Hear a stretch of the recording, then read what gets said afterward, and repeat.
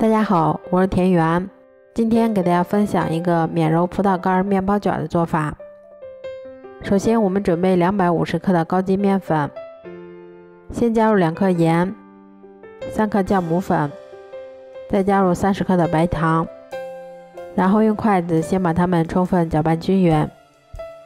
接着我们先加入50克的鸡蛋液，再加入160毫升的牛奶，然后用铲子把它们上下翻拌均匀，一直翻拌成像这种没有干面粉的状态。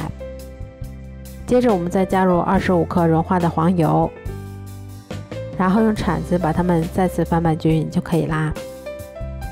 翻拌均匀后，我们再给它盖上保鲜膜，把它放到冰箱冷藏发酵1个晚上。像这样体积明显变大，我们的面团就已经醒发好啦。接着我们在面板上先撒一些干面粉防粘，然后再把它移到面板上，先给它折叠几下，排出里面的空气。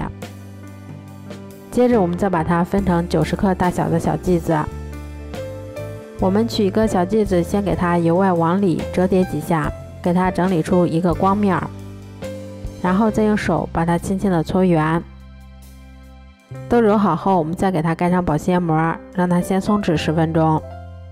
10分钟后，我们取一个小剂子，先用手给它轻轻的按扁一些，然后再把它擀成一张厚度约3毫米的长方形饼皮。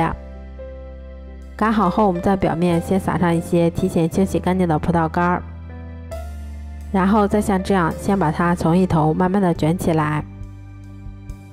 卷好后，我们再把它梳过来，给它轻轻的按扁一些，然后把它再次擀成一张厚度约3毫米的长方形饼皮。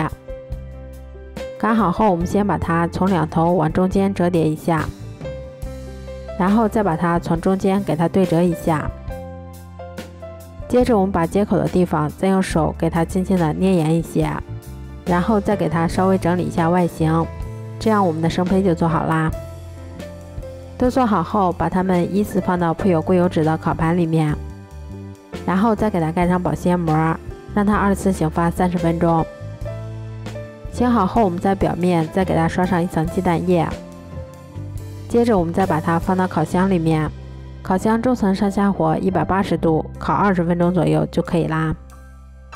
这样做出的免揉葡萄干面包卷吃起来非常的松软香甜，还有一股浓浓的牛奶的香味儿。添加了葡萄干以后，吃起来酸酸甜甜的，大人和孩子都非常的喜欢。如果喜欢的话就试试吧。喜欢我的视频就关注我吧，谢谢您的支持。